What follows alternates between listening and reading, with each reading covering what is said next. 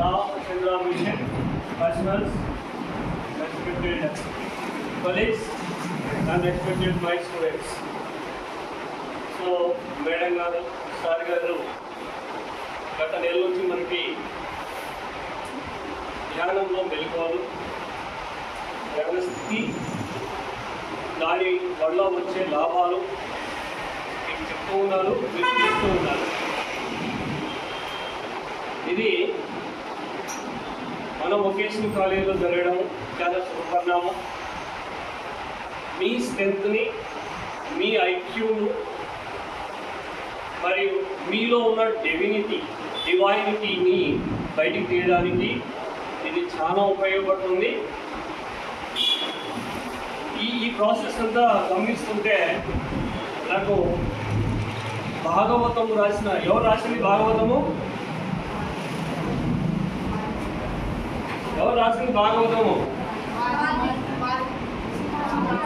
వాల్మీకి రామాయణం రాశాడు. బోధనామార్తులు వారు ఈ వయసులోనే శివుడు పార్వతి ఏకాంతంలో ఉన్నప్పుడు అలా ప్రపంచాన్ని మీరిద్దాము అని బయలుదేరితే వాళ్ళు మన దేశం సైడ్ వచ్చి అలా సంచారం చేస్తూ ఈ అబ్బాయి చిన్నప్పుడు అబ్బాయి అలౌకికంగా ఉంటూ ప్రపంచంలోనే ఉంటూ అన్ని పనులు చేస్తూ పనులకు అన్ని దూరంగా ఉండేవాడు అన్నమాట. ఈ వయసు 9th క్లాస్ నుంచి స్టార్ట్ అయింది ఆయన యొక్క జీవన స్థితి మార్పు అనేది. సరే, వారికి బ్లెస్సింగ్స్ ఇవ్వడం జరిగింది.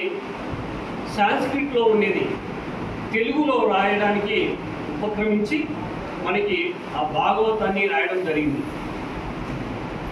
అది ఈ ఏజ్లో, అంటే మీ ఏజ్లో, టీనేజ్లో. సో అప్పుడు కుదిరిన మన ధ్యాస దేనిపైన పెడతామో అది ఖచ్చితంగా మనం సాధించవచ్చును అని అదొక ఎగ్జాంపుల్. వాటితో పాటు మీరు ఈరోజున పేపర్గా చూస్తుంటే వరల్డ్ ఛాంపియన్ 3 సార్లు అయిన కాన్ఫరెన్స్ని 10 years అబ్బాయి వచ్చేప్పుడు పట్టించాడండి. చదివారా? The only concentration. సో అది ఇంత లాభం చేకూరుతుందన్నమాట. వీరు లాభాపేక్ష లేకుండా వీళ్ళ ముగ్గురు వాళ్ళ సొంత ఖర్చులతో మన కాలేజీకి వచ్చి మనము ఎంతో చేస్తున్నాం మనకి, కానీ మనం రిటర్న్ గిఫ్ట్ ఇవ్వాలి. ఏమిస్తారు? వాళ్ళు ఏమి కోరరు, మంచి పర్సంటేజ్ రిటర్న్ గిఫ్ట్. ఆ గిఫ్ట్ మీరు ఇస్తారని సంకల్పించి ఆలోచించి సంకోచం లేకుండా మీరు ధ్యాన ప్రక్రియను కానీ ఎప్పుడైతే మీరు సాగిస్తారో అప్పుడు మాత్రమే మీ జీవితంలో ఉన్నత స్థితికి చేస్తారు. రామకృష్ణ పరమహంస చెప్తారు, వారి వాక్య బుక్ చదివాను నేను. మనసు ఇరుకు కాదంటారు, మనసు ఇరుకుగానే ఉంటుంది. దాన్ని మనం ఇట్లా గడియంగా చేసుకుంటే లోపల ఉన్న భావాలన్నీ తీసేయాలి.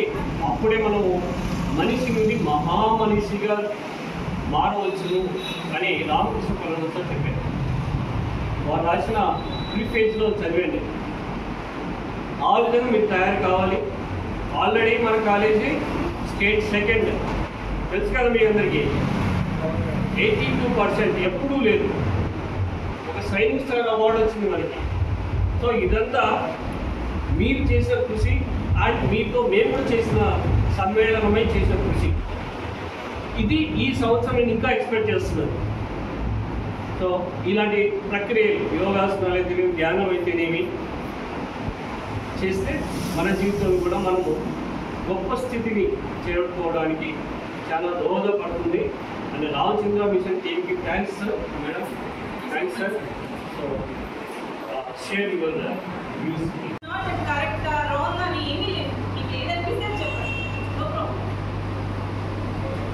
చెప్పచ్చు. అది తప్పు. జనరల్గా ఏమవుతుందంటే మైండ్ ఒకటి, బ్రెయిన్ మైండ్ రెండు ఒకటి అనుకుంటూ ఉంటారు. But it is not so. ఎందుకు అంటే బ్రెయిన్ అనేది ఒక ఓపెన్ చేస్తే బ్రెయిన్ కనపడుతుంది. బట్ మైండ్ కనిపిస్తుంది. స్కల్ ఓపెన్ చేసిన బ్రెయిన్ కనబడి వెరీ మైండ్ అంతా చేసిన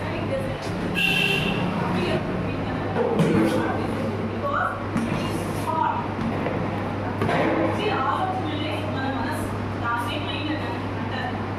ఒక మనిషి సహజంగా daily 60,000 to 70,000 thoughts on an average. 60,000 to 70,000. Because in 5 years నుంచి ఇవన్నీ ఉంటాయి. అంటే which is in specific occasions అందరికీ లేయర్స్ కూడా ఫామ్ అవ్వడం జరగదు. జనరల్గా బ్రెయిన్ డెవలప్మెంట్ అనేది జరిగేది 5 years తర్వాత స్టార్ట్ అవుతుంది. ఓకే, అలా 5 years దగ్గర నుంచి మీ ప్రజెంట్ ఏజ్ వరకు తీసుకోండి. Daily how many years into 365 days into 60 or 70,000 in multiple. How many thousands or millions or billions of thoughts will be in your mind? అన్ని థాట్స్ ఉన్నాయి. అందులో కూడా 85% ఆఫ్ రిపీటెడ్ థాట్స్. మీకు రిపీటెడ్గా వచ్చే ఆలోచన జనరల్గా మీరు ఆలోచిస్తే కూడా మార్నింగ్ నుంచి నైట్ వరకు ఆలోచనలు రిపీటెడ్గానే ఉంటాయి కదా. అలా బ్రెయిన్కి చాలా హ్యూజ్ కెపాసిటీ ఉంది. But we don't utilize it. Generally ఎన్ని న్యూరాన్స్ ఉంటాయి అంటే మనిషి బ్రెయిన్ 100 బిలియన్ న్యూరాన్స్ ఉంటాయి. ఒక్క న్యూరాన్ ఒక్కసారిగా ఇలా 100 billion neurons at a time we can perform 100 billion calculations. But never we use. Human beings జనరల్గా 2 to 4% ఆఫ్ ద బ్రెయినే వాడతారు. Remaining they don't use. హైయెస్ట్గా యూజ్ చేసిన వాళ్ళలో చాలా అరుదు. ఆల్బర్ట్ ఐన్స్టీన్ మీకు అందరికీ తెలుసు కదా. Please Albert Einstein modern physics scientist, is the father of science అని కూడా చెప్పచ్చు. బికాస్ ఆఫ్ ఈ మొత్తం సైన్స్ అంతా కూడా బేస్ అయ్యింది కదా. ఆయన brain till date they are doing inventions అన్నారు. ఏంటి అని ఇంకా ఎక్స్పెరిమెంట్స్ జరుగుతూ ఉన్నాయన్నమాట ఆయన బ్రెయిన్ పైన. అలా చూస్తే అబ్దుల్ కలాం మీకు అందరికీ తెలుసు కదా, ఫార్మర్ ప్రెసిడెంట్. ఆయన 9% he has used. అలా very rare people they utilize their capacity, or not all. 2 to 4% use it. Maximum 98% they use only 2% of the brain. So ఇంత క్లమ్సీగా థాట్స్ని అలా ఏమంటారు ప్యాక్డ్గా ఉన్నప్పుడు how can you learn new things? ఇంత ప్యాక్డ్గా ప్యాక్డ్గా స్పేసే లేదు. Already మొత్తం pack up అయి ఉన్నారు. కొత్తగా నేర్చుకోవాలి how is it possible? How to create the space. జనరల్గా మనకు మొబైల్ ఉంటుంది, యాప్స్ వర్క్ చేయట్లేదు, ప్రాపర్గా ఫోన్ వర్క్ అవ్వట్లేదు అంటే ఏం చేస్తాం? డేటాని డిలీట్ చేస్తాం కదా, స్పేస్ని క్రియేట్ చేస్తాం. The same way will do here. We create any these negativities or impressions or complexities or the whatever it may be. వాటిని క్లీన్ చేస్తున్నప్పుడు then the space can be created. అప్పుడు కొత్తగా నేర్చుకోవడానికి మెడిటేషన్ చేసినా ఏదైనా నేర్చుకున్నా తక్కువ టైంలో ఎక్కువగా నేర్చుకోగలరు కూడా. Scientifically it is proven that 5.5 hours sleep is equal to 1 hour meditation. It's a proven fact. మీరు ఎక్కడైనా కూడా మొబైల్లో చూసుకోవచ్చు.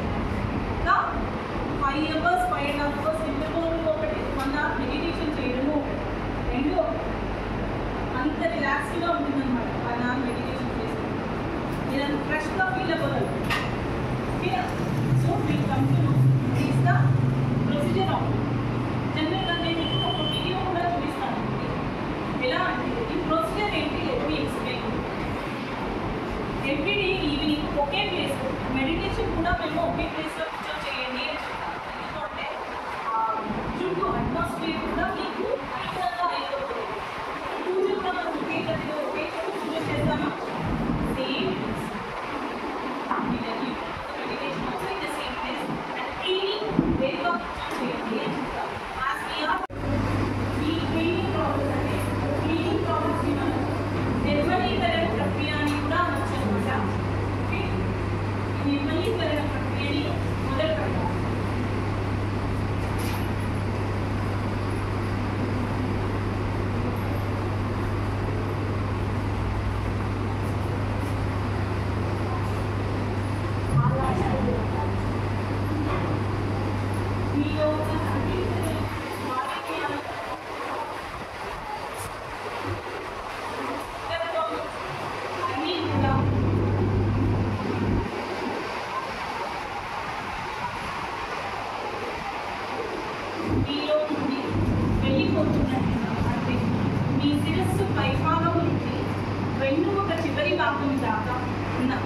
ఏరియా నుంచి వెళ్ళిపోతున్నట్లుగా ఆవిరి రూపంలో కానీ పొగ రూపంలో కానీ విడిచి వెళ్ళిపోతున్నట్లుగా భావించండి.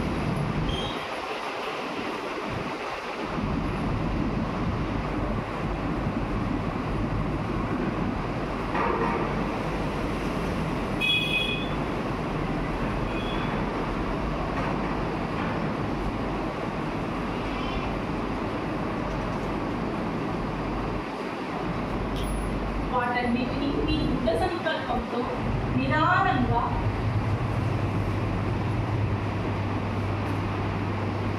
స్లోగా వాటిని పంపిస్తున్నట్టుగా ఫీల్ అవ్వండి. మనం ఆకాశంలో మేఘాలు ఎలా వెళ్తూ ఉంటే చూస్తూ ఉంటామో ఇలా మీలో ఉన్న నెగిటివిటీస్ అన్నీ కూడా వెళ్ళిపోతున్నాయంటే యూ షుడ్ ఫీల్ దట్ అలా వెళ్ళిపోతున్నట్టు జాగ్రత్తతో ఉండాలన్నమాట, అటెంటివ్గా ఉండాలి. ప్రాసెస్లో డీప్గా మెడిటేషన్ లాగా వెళ్ళిపోవడానికి. So try to feel as if they are moving out. ఈ వెళ్తున్నప్పుడు వాటికి ఫిట్నెస్గా ఉండడానికి ప్రయత్నించండి.